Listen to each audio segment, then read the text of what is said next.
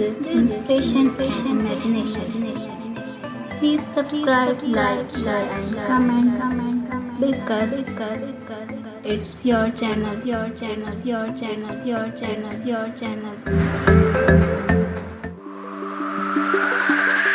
السلام علیکم، welcome to my channel. پیش خدمت ہے نمرہ احمد کا ناول مالا، ایپیسوڈ 2 پارٹ 4۔ اس نے سن رکھا تھا کہ بعض لوگ محفل میں آتے ہیں تو اپنے سحر سے چراغوں میں روشنی نہیں رہنے دیتے، تمام نگاہیں ان کی طرف اٹھتی ہیں اور پھر واپس نہیں لوٹتی۔ وہ بھی ایسا ہی تھا۔ وہ لفٹ سے نکلا اور دائیں بائیں چہرہ گھمایا، پھر سامنے دیکھا تو کشمالہ سے نظر ملی۔ وہ ہلکا سا مسکرایا۔ اس کی مسکراہٹ میں شناسائی بھی تھی اور ممنونیت بھی۔ وہ متوازن قدم اٹھاتا کشمالہ کی طرف آیا۔ وہ آج بھی ویسا ہی لگ رہا تھا، دراز قد اور ہینڈسم۔ اس نے خاکی پینٹ پہ آدھے آستین والی نیوی بلو پولو شرٹ پہن رکھی تھی۔ گیلے بال ایک طرف جمائے، اس کے چہرے پہ تازہ شیو کی نلاہٹ تھی۔ اس کی نظریں کشمالہ سے ملی تو ایسا لگا جیسے اسی شخص کی کمی تھی اس کی زندگی میں۔ وہ سب کچھ تھا جو وہ نہیں تھی۔ وہ ایک ہی چیز کے دو حصے تھے جو برسوں سے دنیا کا سفر کرتے ایک دوسرے کو تلاش کر رہے تھے۔ آپ کے آنے کا شکریہ کشمالہ۔ اس کے قریب آ کے اس کو دیکھتے ہوئے وہ ممنونیت سے بولا۔ وہ کتنا دھیما اور شائستہ سا تھا۔ وہ نو پرابلم کہتے ہوئے تعارف کروانے لگی۔ یہ عاصم ہے، میں نے بتایا تھا نا آپ کو اس کے بارے میں۔ ہائے زیاد، عاصم نے گرم جوشی سے ہاتھ بڑھایا۔ زیاد نے مسکرا کے اس سے ہاتھ ملا لیا۔ اور میں کیف جمال ہوں۔ کشمالہ چونک کے مڑی۔ اسے تو وہ بھول ہی گئی تھی۔ وہ ان سے تھوڑا سا فاصلہ رکھ کے ان کے پیچھے چل رہا تھا، خود ہی آگے آیا اور ہاتھ بڑھا دیا۔ وہ مسکرا نہیں رہا تھا، بلکہ اس کی چبھتی ہوئی نظریں زیاد سلطان کے اوپر جمی تھیں، گویا اندر تک اتر رہی ہوں۔ زیاد نے اسی رسمی مسکراہٹ کے ساتھ اس سے بھی ہاتھ ملایا، پھر شائستگی سے پوچھنے لگا، آپ بھی یہاں کام کرتے ہیں؟ وہ دونوں ایک دوسرے کے آمنے سامنے کھڑے تھے۔ ایک عجیب سا تناؤ ان کے درمیان حائل تھا۔ نہیں، میں کشمالہ بی بی کے ساتھ ہوں۔ اپنا ہاتھ علیحدہ کر کے کیف پیچھے ہوا، چہرہ ہنوز سنجیدہ تھا۔ زیاد، یہ کیف ہے، میرا ڈرائیور بھی اور اسسٹنٹ بھی۔ کچھ تھا جو کشمالہ کو اچھا نہیں لگا تھا۔ چند لمحے پہلے کشمالہ اور زیاد دو تھے، ایک دوسرے کا گمشدہ حصہ۔ اسے دو کا تکون بننا اچھا نہیں لگا تھا۔ ڈرائیور کے لفظ پہ زیاد چونکا، پھر اس نے ایک نظر سر سے پیر تک کیف پہ ڈالی۔ کشمالہ جانتی تھی اس ایک نظر میں وہ کیف جمال کو اسکین کر رہا تھا۔ اچھا لگا آپ کے ساتھ مل کے کیف۔ زیاد نے اسی رسمی مسکراہٹ کے ساتھ سر کو جنبش دی۔ کیف اب بھی نہیں مسکرایا، اسے گھورتے ہوئے 2 قدم پیچھے ہو گیا۔ ہم اوپر جا کے آفس دیکھتے ہیں، کیف تم یہیں رکو، کشمالہ نے تحکم سے کہا اور ساتھ ہی آنکھوں سے گھورا بھی۔ وہ وہیں رک گیا۔ عاصم انہیں لیے ایگزیکٹو لفٹ کی طرف آ گیا، جہاں سے انہوں نے ٹاپ فلور پہ جانا تھا۔ وہ آگے چلنے لگا اور وہ دونوں اس کے پیچھے۔ آنٹی کیسی ہیں؟ زیاد اس کے کندھے کے ساتھ ساتھ چل رہا تھا۔ اس کے پرفیوم کی خوشبو ساری راہداری میں پھیل گئی تھی۔ ٹھیک ہیں بس۔ یہ ایک ایسا سوال تھا جس کا جواب دیتے ہوئے دل عجیب سا ہو جاتا تھا۔ کیا بتائے اور کتنا بتائے؟ امی بتا رہی تھی کہ آنٹی کی ان سے بات ہوئی تو وہ کچھ اچھا محسوس نہیں کر رہی تھی۔ وہ نرمی سے دھیما دھیما بولتا تھا، اتنا کہ اگر وہ شور میں بولے تو شاید کشمالہ کو آواز ہی نہ آئے۔ وہ ٹھیک ہو جائیں گی، اس نے زیاد سے زیادہ خود کو تسلی دی۔ وہ عمارت کے ٹاپ فلور پہ داخل ہوئے تو عمارت میں گہما گہمی تھی۔ ایک طرف مغربی طرز کے کافی شاپ کے نقشے پہ کیفیٹیریا بنایا تھا، دوسری طرف جم تھا، ہر طرف روسٹ ہوئے کافی بین کی خوشبو پھیلی تھی۔ ہماری کوورکنگ اسپیس میں ہر طرح کے لوگ مختلف کام کرتے ہیں۔ عاصم ان کے آگے چلتا ہوا اپنی بلڈنگ کی خصوصیات بتا رہا تھا۔ آپ کو سارا دن کافی اور چائے فری ملے گی، جتنی چاہیں آرڈر کریں۔ ایک ورکنگ شفٹ میں انسان کتنی کافی پی سکتا ہے؟ 2 کپ، شاید 3 کپ، زیاد متاثر ہوئے بغیر بولا۔ وہ جیبوں میں ہاتھ ڈالے قدم اٹھاتے آس پاس کا جائزہ لے رہا تھا۔ عاصم خاموش ہو گیا، پھر دوبارہ ہمت کی۔ جم کی ایکسس فری ہے، ہمارے پاس سوئمنگ پول بھی ہے اور اس کے علاوہ میٹنگ روم بھی ہیں۔ اگر آپ کو کسی سے ملنا ہو تو آپ اپنی مرضی کا میٹنگ روم بھی بک کروا سکتے ہیں۔ کانفرنس کے لیے ہم کانفرنس رومز بھی مہیا کرتے ہیں۔ ہماری ایپ پہ جا کے آپ چند گھنٹے کے نوٹس پہ کوئی بھی روم بک کر سکتے ہیں۔ نہیں، مجھے کسی سے نہیں ملنا، تنہائی میں بیٹھ کے سکون سے کام کرنا ہے، وہ طائرانہ نگاہوں سے اطراف کا جائزہ لیتے ہوئے کہہ رہا تھا۔ عاصم اب کے واقعی خاموش ہو گیا۔ پھر وہ انہیں سیڑھیوں کے ذریعے ٹاپ سے نیچے کے فلور پہ لے آیا۔ کارنر پہ ایک گلاس ڈور کھولا تو سامنے ایک چھوٹا سا آفس نظر آیا۔ کشمالہ نے قدم اندر رکھا تو آنکھوں میں ستائش ابھری۔ آفس کی دیواریں گرے تھی، جن پہ چند پینٹنگ آویزہ تھیں۔ ایک طرف سفید ورک ٹیبل اور ایگزیکٹو چیئر رکھی تھی، دوسری جانب کسی مہمان کو بٹھانے کے لیے کرسی رکھی تھی۔ دیوار پہ چند کیبنٹس بنی تھی اور دروازے کے مقابل دیوار پہ مستطیل کھڑکی تھی۔ عاصم نے کھڑکی کے بلائنڈر اوپر کیے تو سورج کی روشنی نے پورے کمرے کو منور کر دیا۔ وہ ایک مغربی ممالک جیسا چھوٹا سا آفس تھا۔ زیاد آگے بڑھا اور کھڑکی سے نیچے جھانکنے لگا۔ آپ کو صرف آفس کے ماہانہ چارجز پے کرنے ہوں گے۔ چائے کافی کے علاوہ انٹرنیٹ اور اے سی بھی فری ہے، جتنا چاہے استعمال کریں۔ عاصم فخر سے بتانے لگا، اوقات کی بھی پابندی نہیں ہے، بلڈنگ 24 گھنٹے کھلی ہے، آپ جب چاہیں آئیں۔ بلڈنگ میں داخلے کے لیے آپ کا ایک اسمارٹ کارڈ ہوگا، اس کو سوائپ کر کے آپ داخل ہوں گے، اور ہاں، آپ کے آفس کی چابی صرف آپ کے پاس ہوگی۔ پرائیویسی اور سیکیورٹی کا پورا خیال رکھا جاتا ہے یہاں۔ کشمالہ مسکرا دی۔ عاصم نے کتنا اچھا سیٹ اپ بنا رکھا تھا۔ وہ گلبرگ میں ایسے ہی تو 2 عمارتیں نہیں چلا رہا تھا۔ اسے واقعی عاصم پہ فخر ہوا تھا۔ پھر کیسا لگا آپ کو یہ آفس؟ عاصم کھنکار کے بولا۔ زیاد کھڑکی سے نیچے جھانک رہا تھا۔ اس سائڈ کا ویو کافی ڈسٹیسفل ہے، دیکھیں یہاں سے سڑک بھی ٹوٹی ہوئی ہے اور کچرے کے ڈرم بھی نظر آتے ہیں۔ ہم سڑک کے اس حصے کا کچھ نہیں کر سکتے، یہ تو انتظامیہ والوں کا معاملہ ہے، یہ ہماری جگہ نہیں ہے۔ سمجھ سکتا ہوں، لیکن اس ویو نے آفس کی خوبصورتی خراب کر دی ہے۔ وہ جیبوں میں ہاتھ ڈالے گردن اوپر نیچے گھما کے آفس کے اطراف کا جائزہ لینے لگا۔ کشمالہ کی مسکراہٹ اب مدھم پڑنے لگی۔ وہ خاموشی سے ایگزیکٹو چیئر پہ آ بیٹھی اور ٹانگ پہ ٹانگ جما لی۔ اب وہ بغور زیاد کو آفس کا معائنہ کرتے ہوئے دیکھ رہی تھی۔ دیوار کے کونوں میں سیم بھی لگی ہوئی ہے، چند ہفتوں میں یہ پینٹ اکھڑنے لگے گا۔ آپ نے لائٹنگ بھی کم رکھی ہے۔ زیاد نے سوئچ بورڈ کے بٹن دبائے کہ شاید مزید بتیاں جل جائیں، لیکن چھت کی اسپاٹ لائٹس بس اتنی ہی تھی۔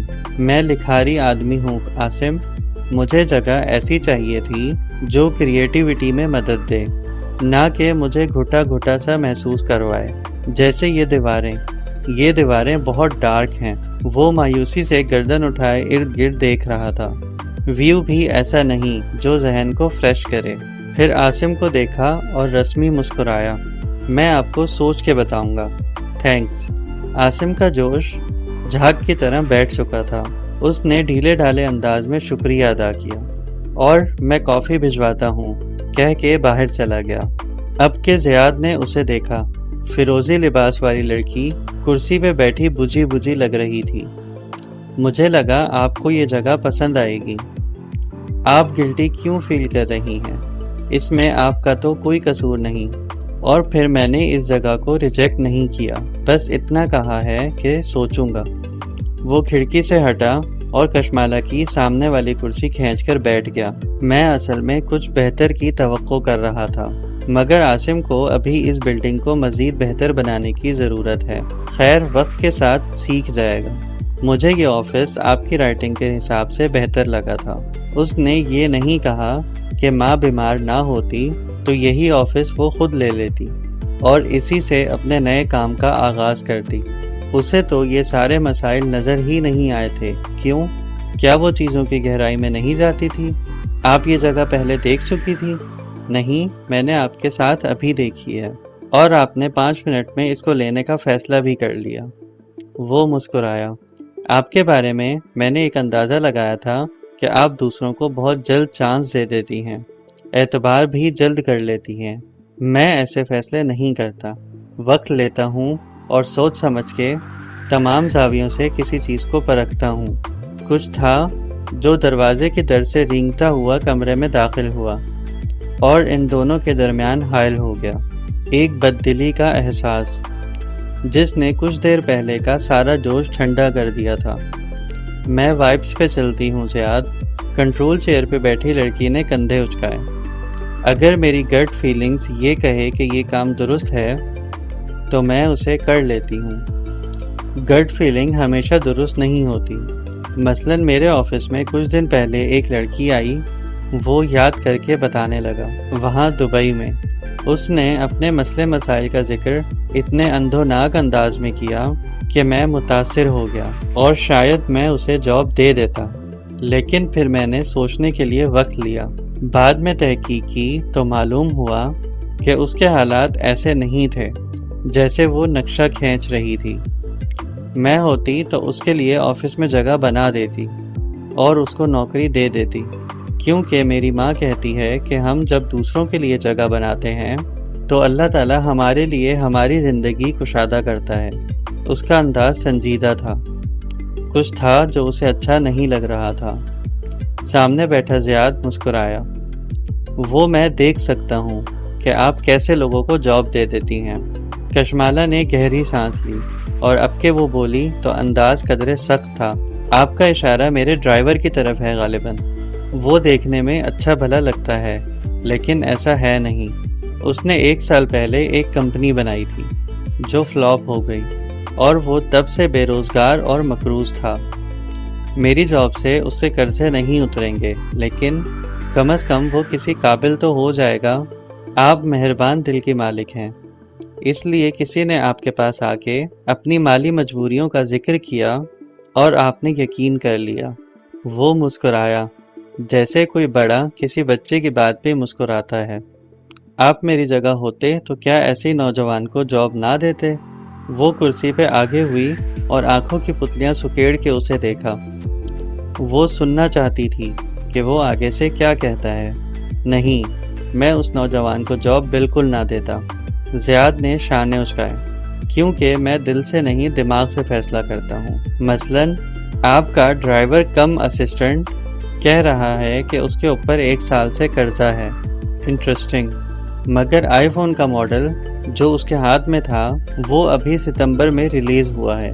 ایک قرضوں کا شکار آدمی 6000 درہم 3 لاکھ روپے کا فون اٹھا کے نہیں گھومتا، نہ ہی وہ ٹام فورڈ کے جوتے پہنتا ہے۔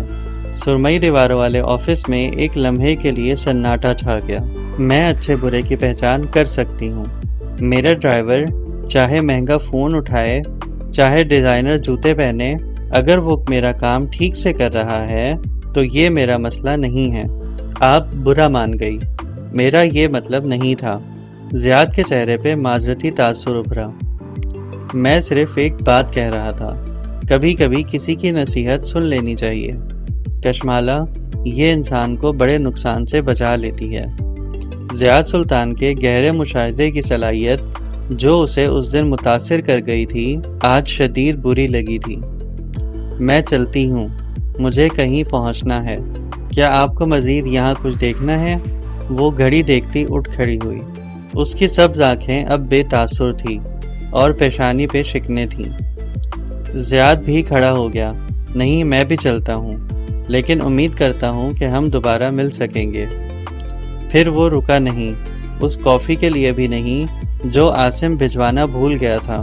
سر کے خم سے اسے خداحافظ کہا اور لمبے لمبے ڈگ بھرتا وہاں سے نکلتا چلا گیا۔ کشمالہ نے اسے لفٹ کے دروازوں کے پیچھے گم ہوتے دیکھا تو واپس بیٹھ گئی، کونیاں میز پہ بچھا دی اور چہرہ ایک بازو پہ رکھ دیا۔ میز پہ گرد کی ہلکی سی تہ تھی۔ اس نے اس پر انگلی سے لکیر کھینچی۔ دستک پہ نظریں اٹھائی تو کیف چوکھٹ پہ کھڑا تھا۔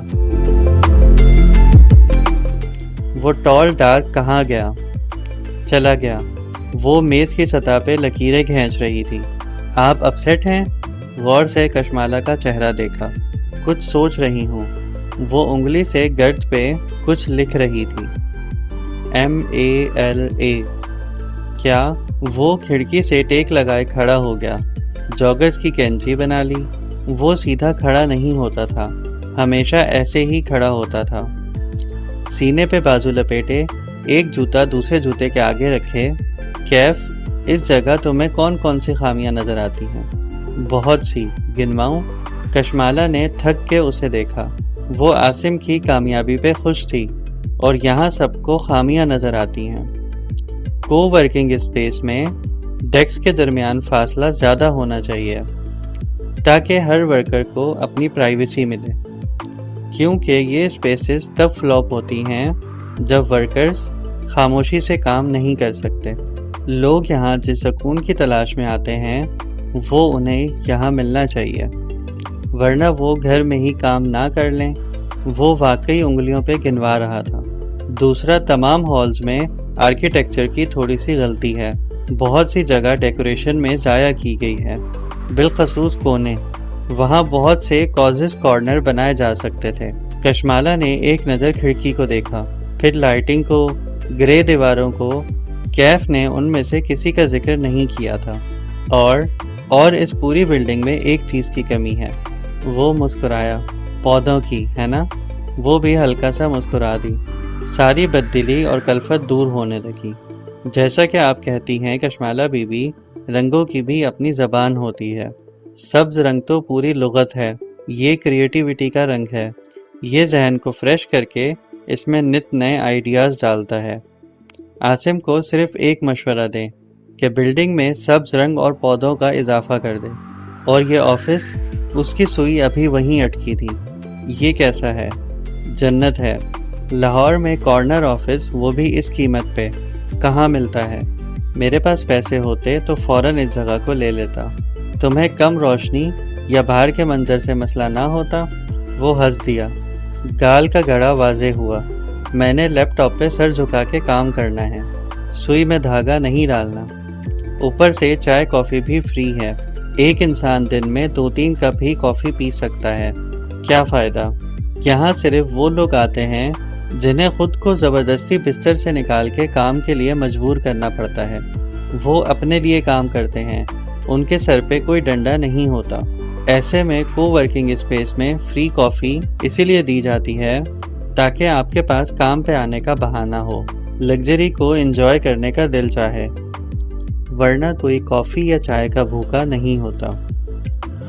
اور آپ اتنی منفی باتیں کیوں کر رہی ہیں؟ 2-4 آرکیٹیکچر کی غلطیاں تو ہر بلڈنگ میں ہوتی ہیں، مگر عاصم اس جگہ کو اچھا مینج کر رہا ہے۔ کچھ نہیں، گھر چلو، ماں اکیلی ہوں گی۔ وہ ہاتھ جھاڑتے ہوئے اٹھ کھڑی ہوئی۔ وہ عاصم سے نہیں ملنا چاہتی تھی، عجیب سی شرمندگی محسوس ہو رہی تھی۔ جاتے جاتے کیف کو دیکھا اور پھر نظریں اس کے ہاتھ میں پکڑے فون پہ گئی۔ اس کے جوتے یقیناً ریپلیکا تھے، لیکن فون اصلی تھا۔ اس نے پہلے نوٹ نہیں کیا۔ تم تو کہہ رہے تھے کہ تم پہ 1 سال سے قرضے ہیں، پھر آئی فون کا یہ نیا ماڈل کیسے خریدا؟ کیف نہ گھبرایا اور نہ پریشان ہوا، ہلکے سے شانے اچکا دیے۔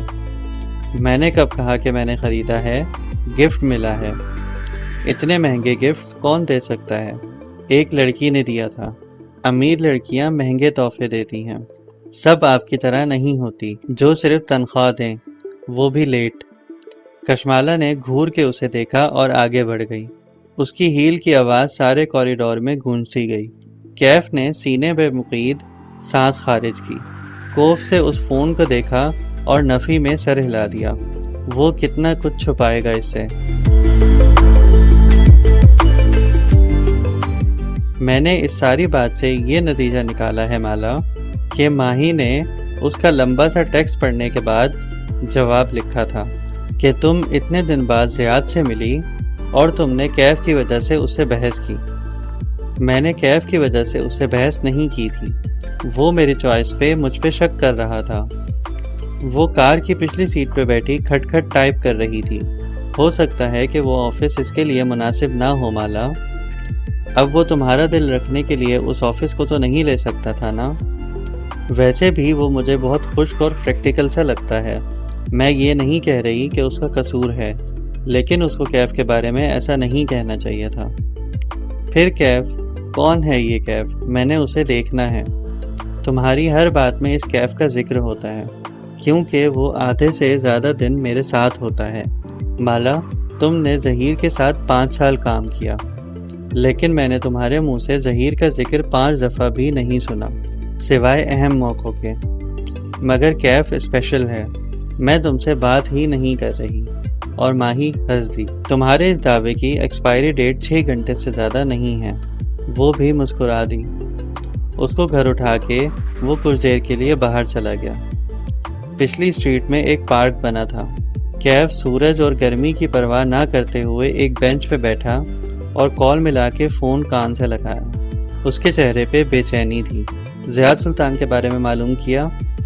جیسے میرے لیے کرنے کے لیے اور کوئی کام ہی نہیں، مالک تلخی سے بولا، پھر گہری سانس لی۔ ہاں، معلوم کیا تھا۔ وہ کوئی رائٹر ہے اور اچھی جاب کرتا ہے۔ ماں باپ کا اکلوتا بیٹا ہے۔ باپ شریف سا ہے، وہ بھی جاب کرتا ہے۔ ماں ہاؤس وائف ہے، قرآن پڑھتی اور پڑھاتی ہے۔ نیک شریف ماں باپ ہیں، اور ان کے جوان بیٹے کی ریپوٹیشن بھی اچھی ہے۔ کم گو اور نڈر سا ہے۔ تمہیں اس سے کیا مسئلہ ہے؟ اس کو مجھ سے مسئلہ ہے۔ وہ مجھے پسند نہیں کرتا، یہی لگتا ہے مجھے، کیف ناپسندیدگی سے بولا۔ میرا خیال ہے تم اسے پسند نہیں کرتے، کیونکہ وہ اس لڑکی میں انٹرسٹڈ ہے۔ اس لیے میں تمہیں ایک ریئلٹی چیک دیتا ہوں۔ مالک کی سرد آواز میں استزائیہ پن تھا۔ تم کیف جمال ہو، ایک ناکام انسان، جس کا نہ کوئی کریئر ہے اور نہ کوئی سماجی حیثیت۔ تم کشمالہ مبین کے ڈرائیور اور گارڈ ہو۔ وہ تمہیں اس سے زیادہ کچھ نہیں سمجھے گی۔ تم اس کی جتنی حفاظت کر لو، جس دن اسے معلوم ہوا کہ تم اسے کس طرح دھوکہ دیتے آئے ہو تو وہ تم سے نفرت کرے گی۔ تمہاری اس المناک کہانی کا انجام ایسے ہی ہونا ہے، اس لیے اس کو یہیں ختم کر دو۔ حقیقت ایک ایسا زہر ہے جس کو پینے سے انسان مرتا نہیں ہے، بس وہ اس کے اندر کی ساری امید چوس جاتا ہے۔ وہ جو بار بار بھولنے لگتا تھا، اسے ایک بار پھر حقیقت یاد دلائی جا رہی تھی۔ میں کیف جمال ہوں، ایک ناکام انسان، جس کا کوئی کریئر یا سماجی حیثیت نہیں ہے۔ اس نے خود سے دہرایا، کسی سبق کی طرح۔ اسے بار بار خود کو یہ یاد کروانا تھا، کیونکہ وہ ایسے ہی اسے دیکھتی تھی۔ وہ گھر آئی تو ماں اپنے کمرے میں تھی۔ اس نے جوتے لانچ میں اتار دیے اور ننگے پیر چلتی ہوئی ماں کے کمرے کی طرف آئی۔ ماں نے اس کے آنے کی آواز نہیں سنی تھی، اس لیے انہیں معلوم نہیں ہو سکا اور کشمالہ ان کے سر پہ پہنچ گئی۔ وہ الماری کا پٹ کھولے کھڑی تھی اور ہاتھ میں سون حلوے کا ڈبہ تھا۔ وہ چپکے چپکے اسے سون حلوہ نکال کے کھا رہی تھی۔ ڈبہ بند کیا تو چونک گئی۔ وہ پہلوؤں پہ ہاتھ رکھے، سرخ پڑتے چہرے کے ساتھ ان کے سامنے کھڑی تھی۔ تم کب آئی؟ انہوں نے ڈبہ بند کیا اور الماری میں رکھنے لگی، لیکن وہ کشمالہ نے ان کے ہاتھ سے لے لیا۔ آپ کو میرا احساس ہے ماں؟ وہ دبا دبا سا چلائی۔ میں 2 دن سے پریشان ہوں کہ آپ کی فاسٹنگ شوگر 140 سے نیچے کیوں نہیں جا رہی، اور آپ میری ساری محنت ضائع کر رہی ہیں اس ایک اسٹوپڈ حلوے کے پیچھے۔ آواز بلند ہونے لگی۔ ماں نے چوری پکڑے دانے پر سر جھکا لیا۔ ہتھیلی بیڈ پہ رکھی اور سہارے سے بیڈ پہ بیٹھی۔ ماں، آپ کو تھوڑا سا بھی میرا احساس ہے کہ میں آپ کے پیچھے کون سی قربانیاں دیتی ہوں، آپ کی صحت کے لیے کتنا ہلکان ہوتی ہوں، مگر آپ کو احساس ہی نہیں ہے، نہ میری زندگی کا نہ میرے کام کا۔ آپ کو اتنی سی بھی میری پرواہ نہیں ہے۔ کہاں کا غصہ کہاں نکل رہا تھا، آنسو اس کی آنکھوں سے زاروں قطار نکل رہے تھے۔ وہ وہیں زمین پہ بیٹھ گئی، الماری سے ٹیک لگایا اور زور زور سے رونے لگی۔ پتہ نہیں ایک دم سے اتنے سارے آنسو کہاں سے آ گئے تھے۔ بس بچے کریں ماں کا خیال، اور ماں، اس نے نہیں کرنا ہوتا بچوں کا خیال۔ ماں نے چہرہ اٹھایا، ان کی بوڑھی آنکھوں میں بےچارگی تھی۔ اچھا، میں اب کوشش کروں گی کہ میٹھا نہ کھاؤں۔ ایک ڈرا سہما سا انداز، پریشانی۔ کشمالہ نے بھیگی آنکھوں سے انہیں دیکھا اور تب اسے احساس ہوا کہ ماں جان بوجھ کے میٹھا نہیں کھاتی۔ وہ جانتی تھی کہ وہ ان کے لیے اچھا نہیں ہے۔ وہ کوشش بھی کرتی تھی خود کو روکنے کی، مگر وہ کر نہیں پاتی تھی۔ یہ ان کے بس میں نہیں تھا۔ یہ ڈائبٹیز کا مرض ہی ایسا تھا۔ وہ بھی اتنی ہی مجبور تھی جتنی کہ مالا۔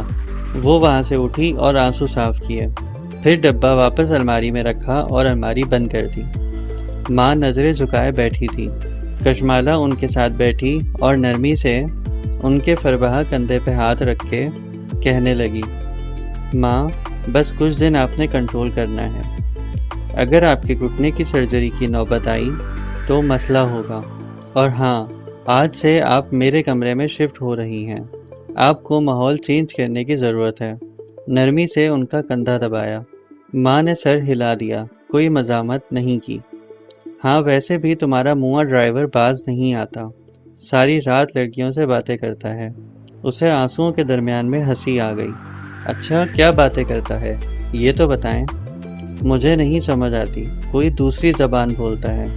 کشمالہ ہنس دی۔ وہ آپ کی وجہ سے انگریزی بولنے لگ گیا ہوگا۔ وہ کیف کو فون کالز کرنے سے نہیں روک سکتی تھی۔ اچھا نہیں لگتا تھا۔ رات میں بخت بھی اور وہ ماں کی ساری چیزیں لیے مالا کے کمرے میں آ گئے۔ ماں کو آج کل چلنے میں کچھ زیادہ ہی دشواری پیش آ رہی تھی، جیسے وہ بہت تکلیف سے چل رہی ہوں۔ مالا کے کمرے میں آئی تو ہانپتی ہوئی بیڈ پہ بیٹھ گئی، پھر گردن گھما کے اطراف میں دیکھا۔ اس کے کمرے کی ایک دیوار زیتون رنگ کی تھی اور باقی 3 دیواریں ایش وائٹ تھی۔ مالا ہم ہوٹل میں ہیں؟ نہیں ماں، ہم اپنے گھر میں ہیں۔ ماں کے ساتھ کبھی پشاور جاتے تھے کسی شادی پہ تو ہوٹل میں رہا کرتے تھے۔ ماں کو رشتہ داروں کے گھر رہنا پسند نہیں تھا۔ مالا کے کمرے کی سیٹنگ بھی اسی ہوٹل کے کمرے جیسی تھی، سفید چادریں اور بیڈ کور۔ ماں پھر سے مکس اپ کر رہی تھی۔ یہاں بریک فاسٹ فری ہے؟ ماں ہم ہوٹل میں نہیں ہیں، میرے کمرے میں ہیں۔ پھر سے یاد کروایا۔ اچھا میں ذرا نماز پڑھ لوں۔ وہ کھڑی ہو گئی۔ وہ جانتی تھی کہ ماں نماز پڑھ چکی ہیں، بخت بھی گواہ تھی، لیکن ماں کو بھول گیا تھا۔ ان کی ضد ویسے بھی 4.5 سدہ میں مشہور تھی۔ مالا انہیں باتھ روم لے گئی کہ پتہ نہیں کیوں اسے خوف تھا کہ ماں پھسل نہ جائیں۔ پھر سے ان کو وضو کروایا اور انہوں نے پھر سے نماز پڑھی۔ پھر وہ سونے لیٹی تو وہ بیڈ پہ دوسری طرف آ بیٹھی اور لیپ ٹاپ گود میں رکھ لیا۔ ماں اس کی طرف کروٹ کیے آنکھیں موندے ہوئے تھی۔ ہاتھ میں تسبیح تھی جس کے وہ دانے گرا رہی تھی۔ کام کرتے کرتے مالا نے ان پہ نظر ڈالی۔ اس نے ماں کو آج کتنی سنا دی۔ یہ ہم دوسروں کا غصہ اپنی ماؤں پہ کیوں نکالتے ہیں؟ دوستوں پہ کیوں نہیں نکالتے؟ باس پہ کیوں نہیں نکالتے؟ کیونکہ ماں پہ ہمارا بس چلتا ہے؟ اور مائیں بھی چپ کر کے کیوں سن لیتی ہیں؟ ماں سے لڑنے کے بعد کا گلٹ، اس گلٹ کا کیا کرے انسان؟ اس کا دل برا ہونے لگا۔ اس نے لیپ ٹاپ بند کر دیا اور ان کا چہرہ دیکھنے لگی۔ کہتے ہیں ماں باپ کا چہرہ دیکھتے رہنے سے بھی ثواب ملتا ہے۔ کیا وہ ثواب ان ساری تلخ باتوں کو مٹا دیتا جو ہم اپنی ماؤں سے کہہ دیتے ہیں؟ وہ بھیگی آنکھوں سے انہیں دیکھے گئی۔ ان کا چہرہ کتنا کمزور ہو گیا تھا۔ چند ہی دن میں وہ مرجھا سی گئی تھی اور چہرے کی بائیں طرف کی جلد لٹک سی گئی تھی، جیسے ملالہ یوسف زئی کا چہرہ فیشل نرو کے ڈیمیج ہونے سے ایک طرف سے مختلف ہے، ایسے ہی ماں کا چہرہ بائیں اینگل سے مختلف تھا۔ یہ اس نے آج نوٹ کیا تھا۔ یہ انہیں کیا ہوتا جا رہا ہے؟ وہ سوچتی نظروں سے انہیں دیکھے گئی۔ تبھی ماں نیند سے جاگی اور چونک کے اسے دیکھا۔ آج میں نے رات کی چائے نہیں پی، گھر والوں نے بھی ہمیں چائے نہیں پوچھی۔ کون سے گھر والے ماں؟ جن کے گھر ہم آئے ہوئے ہیں۔ وہ دل کھول کے ہنس دی۔ ماں ہم اپنے گھر میں ہیں۔ او اچھا۔ ماں نے بے اختیار ماتھے کو چھوا، جیسے بھول جانے پہ شرمندگی ہوئی ہو۔ ہم اسلام آباد نہیں آئے ہوئے تمہارے ماموں کے گھر؟ نہیں ماں، ہم میرے کمرے میں ہیں۔ ماہی سے کہو سو جائے۔ ماں نے اس کی طرف سے کروٹ موڑ لی۔ ماہی کہاں ہوتی ہے ماں؟ اس نے دہرایا۔ کینیڈا کے صوبے برٹش کولمبیا میں۔ وہ آنکھیں موندے بڑبڑا رہی تھی۔ مالا نے دوبارہ لیپ ٹاپ کھولا ہی تھا کہ ماں کی دھیمی سی آواز آئی۔ وہ بچہ پھر کہاں گیا؟ مالا نے تیزی سے لیپ ٹاپ بند کیا۔ اس کا سانس رک گیا تھا۔ ماں سو جائیں۔ اس نے ان کا کندھا تھپ تھپایا۔ ایک لمحے کو جیسے اس کا گلا بند ہونے لگا تھا۔ پھر اس نے گہری سانس لی۔ ماں اور ماہی اس بچے کو بھولتی کیوں نہیں تھی؟ چلی ویک کے اس چھوٹے سے گھر میں اس وقت دوپہر کا وقت تھا۔ ماہی لیونگ روم کے صوفے پہ تکیوں سے ٹیک لگائے نیم دراز تھی۔ ہاتھ میں ریموٹ تھا اور وہ بے توجہی سے چینل بدل رہی تھی۔ دفعتاً اس کی نگاہ ٹی وی کیبنٹ پہ پھسلتی گئی۔ وہ بروقت اٹھی، ننگے پیر چلتی ہوئی کیبنٹ تک آئی، اسے کھولا اور اپنی اسکیچ بک نکالی، اور واپس صوفے پہ بیٹھتے ہوئے وہ دھیرے دھیرے صفحے پلٹانے لگی، یہاں تک کہ وہ تصویر سامنے کھل گئی۔ مہابینا اس تصویر کو دیکھے گئی، خاموشی سے پلک جھپکائے بغیر۔ وہ ایک 3-4 سال کے بچے کی تصویر تھی۔ ان کی زندگیوں میں جو بھی مسائل تھے ان سب کا ذمہ دار یہ بچہ تھا۔ کیا وہ مالا کی طرح ہاتھ پہ ہاتھ دھرے بیٹھی رہے گی؟ کیا وہ اس حقیقت کو جھٹلانے کی کوشش کرے گی جو اس کے سامنے منہ کھولے کھڑی تھی؟ وہ حقیقت جو اسے نگلنے کے لیے تیار تھی، بلکہ صرف اس کو کیا، اس کے پورے خاندان کو۔ نہیں، وہ مالا نہیں تھی، وہ ماہی تھی۔ اسے اس معاملے کو خود ہی ختم کرنا تھا۔ کوئی ماہی کی نہیں سنتا تھا، لیکن وہ ایک بات جانتی تھی، ماہی کا اندازہ کبھی غلط نہیں ہوتا تھا۔ اس نے موبائل نکالا اور ڈاکٹر رائٹ کے نام سے ایک چیٹ کھولی۔ میں آپ سے ملنا چاہتی ہوں، کیا کل یا پرسوں ہم مل سکتے ہیں؟ ڈاکٹر رائٹ اس کے شہر سے 1.5 گھنٹے کی مسافت پہ موجود شہر وینکوور میں رہتے تھے۔ وینکوور ایک بڑا شہر تھا، دنیا کے مہنگے ترین شہروں میں سے ایک۔ عباد اور وہ ویکینڈ پہ وینکوور جایا کرتے تھے، وہاں دن گزارتے، شاپنگ کرتے اور پھر واپس آ جاتے۔ وہ وہاں سیر و تفریح کے لیے جاتے تھے، انجوائے کرنے۔ مگر اس دفعہ ماہی وہاں کچھ اور لینے جائے گی، ان تمام سوالوں کے جواب لینے جو اس کو راتوں کو جگائے رکھتے تھے۔ اگلا سارا دن گھر کے کاموں میں گزرا۔ وہ وقت بھی سے صفائیاں کرواتی رہی۔ رمضان کے آنے سے پہلے کچھ چیزیں بنوا کے فریز کروانی تھی، گروسری بھی لانی تھی۔ ایسے میں معید سے بات کرنا اسے یاد نہ رہا۔ دوپہر میں عاصم کا فون آ گیا۔ تمہارے پرفیکشنسٹ کزن نے آفس لے لیا ہے۔ اس نے مزید کوئی شکایت نہیں کی۔ اس نے کہا کہ یہ آفس کیونکہ کشمالہ کو پسند آ گیا تھا، اس لیے وہ مزید نہیں سوچنا چاہتا۔ وہ مسکرا دی۔ زیاد کو احساس ہو گیا تھا، اسے اچھا لگا۔ شام کو زیاد کا معذرتی میسج بھی آ گیا۔ اس نے ڈائریکٹ سوری نہیں کہا تھا، لیکن وہ فکر مند تھا کہ کشمالہ اس کو غلط نہ سمجھے۔ اس نے بھی کوئی بات نہیں لکھ کے بھیج دیا۔ رات گئی بات گئی۔ نیورولوجسٹ سے اپوائنٹمنٹ کنفرم ہے نا سوموار کی؟ معید رات کو کھانے کی ٹیبل پہ آیا تو مالا نے پوچھا۔ وہ تینوں اب اکٹھے کھانا کھاتے تھے، بالخصوص رات کا کھانا۔ معید نے لقمہ توڑتے ہوئے سر جھکائے جی کہہ دیا، ساتھ ساتھ وہ اپنے فون پہ بھی لگا تھا۔ معید کی زندگی اس کے فون سے شروع ہو کے اسی پہ ختم ہوتی تھی۔ دفعتاً معید نے متلاشی نظروں سے ٹیبل کو دیکھا۔ بخت بی نے میرا سلاد پھر سے الگ نہیں بنایا، کہا تو تھا میں نے۔ معید نے افسوس سے نفی میں سر ہلایا۔ بخت بی کے وعدے اور وائٹل کے دھاگے پہ کبھی بھروسہ نہیں کرنا چاہیے۔ ایک تو معید کے یہ سرجری والے ریفرنس اسے سمجھ میں نہیں آتے تھے۔ سرجری سے اسے یاد آیا کہ اسے معید کو کچھ بتانا تھا۔ ماں چپ چاپ اپنا کھانا کھا رہی تھی۔ وہ انگریزی میں کہنے لگی، معید تمہیں نہیں لگتا کہ ماں کے چہرے کا بایاں حصہ تھوڑا سا ڈیویٹ کر رہا ہے؟ موبائل پہ چلتی ڈاکٹر معید کی انگلیاں تھم گئی۔ اس نے دھیرے سے گردن اٹھائی۔ اس کی آنکھیں ماں کے چہرے تک گئی۔ وہ چند لمحے انہیں دیکھتا رہا۔ اس نے فون رکھ دیا اور سر جھکا کے دوسرا نوالا توڑا۔ مالا کو لگا اس کی انگلیاں کانپی تھی، شاید اس کا وہم تھا۔ چہرہ ایسے کیوں ہو رہا ہے ماں کا؟ اس نے انگریزی میں پوچھا۔ ہو جاتا ہے اولڈ ایج، وہ نظریں ملائے بغیر بولا۔ وہ اوکے کہہ کے واپس کھانا کھانے لگی، مگر معید نے جو نوالا توڑا اسے ختم نہیں کیا، بس اسے پلیٹ میں رکھے بیٹھا رہا۔ اس کا چہرہ جھکا ہوا تھا۔ سنو، صبح 7 بجے تیار رہنا، ماں کو میمو ہاسپٹل لے کے جائیں گے، وہ میز سے اٹھتے ہوئے بولا۔ وہ اب بھی مالا کو نہیں دیکھ رہا تھا۔ اتنی جلدی کیوں؟ ماں کا اسکین کروائیں گے، لسٹ لمبی ہوتی ہے، جلدی جائیں گے تو جلدی کام ہوگا۔ گھٹنے کا اسکین؟ معید نے ایک نظر اسے دیکھا۔ ہاں، گھٹنے کا۔ اور پھر وہ وہاں نہیں بیٹھا، سیدھا اپنے کمرے میں چلا گیا۔ اس کے کمرے کی بتی پھر ساری رات جلی رہی۔ وہ سحری کے بعد سو گئی تھی۔ 6:30 بجے معید نے آ کے اسے اٹھایا۔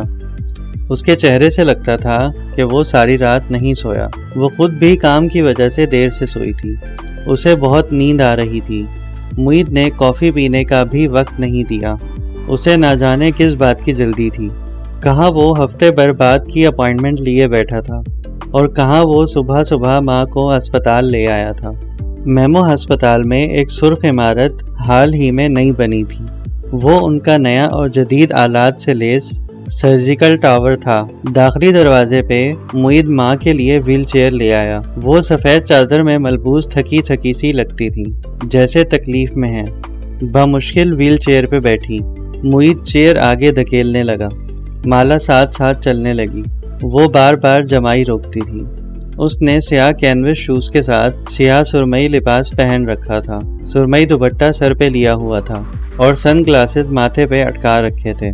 یہ معید کی ورک پلیس تھی، اور معید یہاں آ کے بڑا کانسیش ہو جاتا تھا، بالخصوص بہنوں کے بارے میں۔ سرجیکل ٹاور کی عمارت میں ہر طرف پودے رکھے تھے۔ سبزے کو دیکھ کے خود بخود چہرے پہ مسکراہٹ بکھر گئی۔ معید ماں کی ویل چیئر دھکیلے آگے جا رہا تھا۔ وہ گزرتے ہوئے پودوں کو انگلی سے چھوتی جا رہی تھی۔ معید یہاں صرف معید نہیں تھا، وہ ڈاکٹر معید تھا۔ ڈاکٹر معید ادھر آئیں۔ ڈاکٹر معید یہ دیکھیں۔ اپنے بہن بھائیوں کو ان کی ورک پلیس یا یونیورسٹی میں دیکھنا بھی کافی دلچسپ ہوتا ہے۔ وہ جن کو ہم گھر میں اندر باہر سے جانتے ہیں، جن کی کوئی اہمیت نہیں ہوتی، وہ جو گھر میں لڑتے بھی ہیں اور روتے بھی ہیں، وہ اپنی ورک پلیس پہ بڑے ہی مہذب بنے ہوتے ہیں۔ معید ماں کو لیے MRI روم میں چلا گیا اور اسے کہا کہ وہ ساتھ والے روم میں بیٹھ جائے۔ وہ دوسرے روم میں چلی آئی۔ وہاں ایک شیشے کی دیوار تھی جہاں MRI دکھائی دیتا تھا۔ وہ دیکھ سکتی تھی کہ معید ماں کو اسٹریچر پہ لٹا رہا ہے۔ ساتھ چند کمپیوٹرز لگے تھے جن کے ساتھ ایک ٹیکنیشین بیٹھا تھا۔ اس نے معید کی وجہ سے مالا کو کچھ نہیں کہا، اپنا کام کرتا رہا۔ ماں کو اسٹریچر پہ لٹا کے MRI کے آدھے چاند جیسی مشین کو سیٹ کیا جانے لگا۔ اس کی نظریں ماں کے گھٹنے پہ تھی، لیکن وہ مشین کو ماں کے سر پہ سیٹ کر رہے تھے۔ کشمالا کا ماتھا ٹھنکا۔ سر پہ کیوں؟ MRI اسٹارٹ ہوا تو معید باہر نکلا اور سیدھا اس روم میں آیا تو کشمالا کو دیکھ کے ٹھٹکا۔ مالا یار، میں نے تمہیں ساتھ والے روم میں بیٹھنے کو کہا تھا، یہاں نہیں۔ تم تو کہہ رہے تھے کہ گھٹنے کا اسکین ہونا ہے، پھر برین کا کیوں؟ وہ آگے آیا اور ٹیکنیشین کے کندھے پہ جھک کے اسکرین کو دیکھنے لگا۔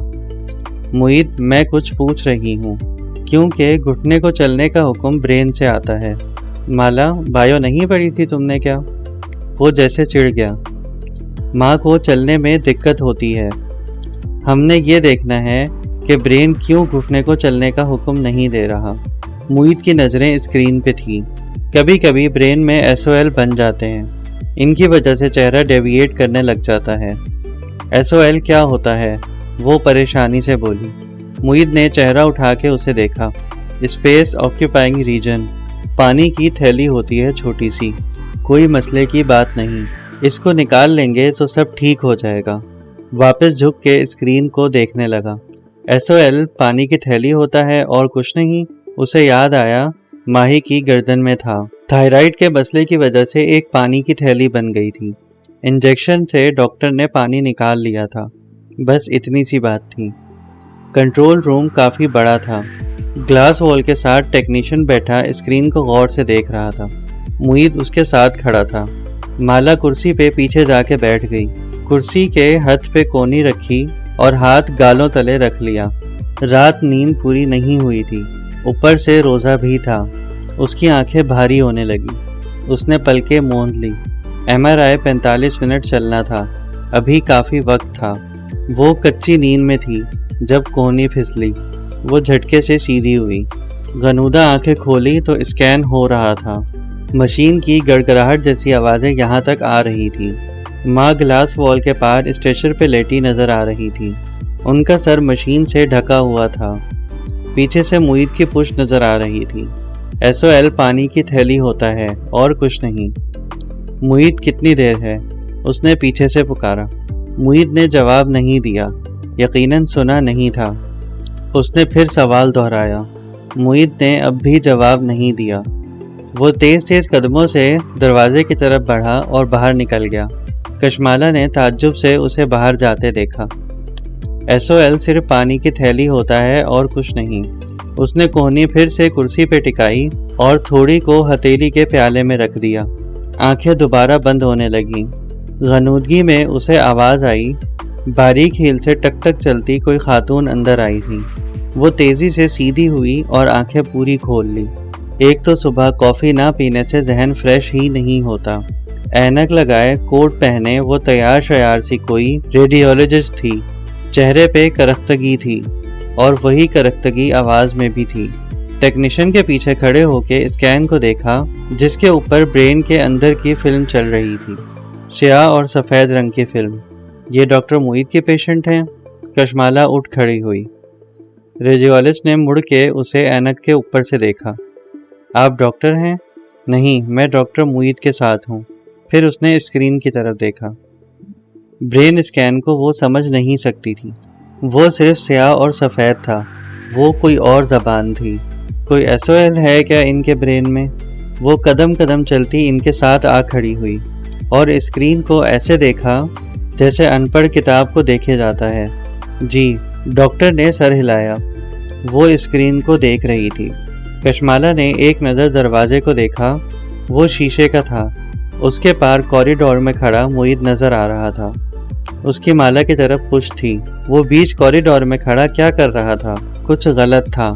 اس کے سارے منظرنامے میں کچھ نہ کچھ غلط تھا۔ نیند اس کے دماغ سے غائب ہونے لگی۔ اس نے کھنکار کے ڈاکٹر کو پکارا۔ SOL کیا ہوتا ہے؟ اسپیس آکوپائنگ لیجن، خشک سا جواب آیا۔ SOL پانی کی تھیلی ہوتی ہے نا؟ اور کچھ نہیں؟ مگر وہ کیا ہوتا ہے؟ اس نے اصرار سے پوچھا۔ ڈاکٹر نے اسی سپاٹ انداز میں اسے دیکھا اور ایسے اطلاع دی جیسے خبر پڑھ کے سناتے ہوں۔ برین ٹیومر، کہتے ہیں کچھ الفاظ انسان کا سانس روک دیتے ہیں۔ ہوا نہ اندر آتی ہے اور نہ باہر جاتی ہے۔ انسان کی رنگت سفید پڑنے لگتی ہے اور ہونٹ نیلے۔ وہ پتھرا جاتا ہے جیسے نیلے اور سفید مٹی سے بنا کوئی مجسمہ ہو۔ ڈاکٹر تبصرہ کر رہی تھی۔ ڈاکٹر معید اس اسٹیج پہ لائے ہیں مریضہ کو؟ برین میں تو تباہی مچی پڑی ہے۔ ٹیکنیشین کھنکارا اور آہستہ سے سرگوشی کی۔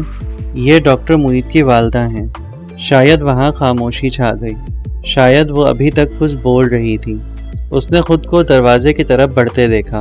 قدم قدم وہ معید کی طرف بڑھ رہی تھی۔ اس نے معید کے کندھے کو چھوا۔ اس کے ہاتھ برف ہو رہے تھے اور معید کا کندھا اس سے بھی زیادہ ٹھنڈا تھا۔ اس نے زور سے اس کا رخ اپنی طرف موڑا۔ معید، وہ رو رہا تھا۔ گردن نیچے کیے وہ بچوں کی طرح رو رہا تھا۔ تم نے کہا تھا کہ SOL پانی کی تھیلی ہوتی ہے۔ وہ رو نہیں رہی تھی، وہ پوچھ رہی تھی۔ شوق اور بے یقینی کا تاثر اس کی آنکھوں میں پتھر ہو چکا تھا۔ معید نے بیگھی آنکھیں اٹھا کے اسے دیکھا، پھر نفی میں سر ہلایا۔ بہت بڑا ہے، بہت بڑا ہے، اس نے دہرایا۔ وہ اس شے کا نام بھی نہیں لینا چاہتا تھا۔ وہ پھٹی پھٹی نظروں سے اسے دیکھے گئی۔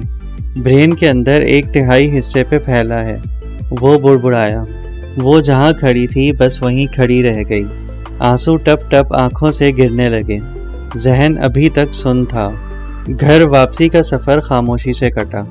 وہ پچھلی سیٹ پہ بیٹھی کھڑکی سے باہر دیکھ رہی تھی۔ لوگ مصروف دکھائی دے رہے تھے، اپنی اپنی دنیا میں مگن۔ ساتھ سے ایک میوزک بجاتی گاڑی گزری۔ کیا لوگوں کی زندگی میں ابھی بھی خوشیاں تھیں؟ لوگ کیسے ہنس بول رہے تھے۔ ایک بل بورڈ پہ پراپرٹی کا اشتہار چل رہا تھا، قسطوں پہ پلاٹ۔ کیا اب بھی لوگ اگلے کئی سالوں کی پلاننگ کر سکتے ہیں؟ میری ماں کو برین ٹیومر ہے، دوسروں کی زندگی کیسے چل سکتی ہے؟ معید کی آنکھیں بار بار گیلی ہوتی تھیں، وہ بار بار انہیں کف سے رگڑتا تھا۔ فرنٹ سیٹ پہ بیٹھی ماں نے چہرہ موڑ کے اسے دیکھا۔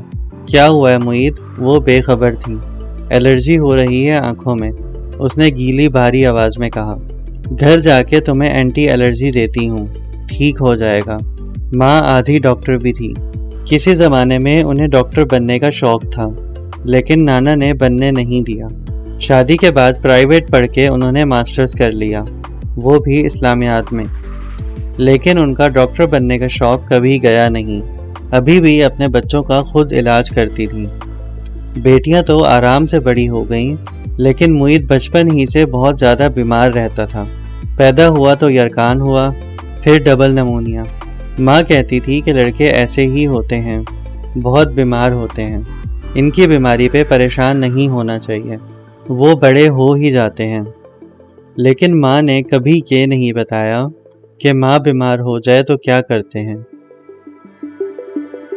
چلیے جی، اس پارٹ کا ہم یہاں اختتام کرتے ہیں۔ اس کے ساتھ ہی مجھے اجازت دیجیے، اگلے پارٹ کے ساتھ آپ سے ملاقات ہوگی۔ تب تک کے لیے اللہ حافظ۔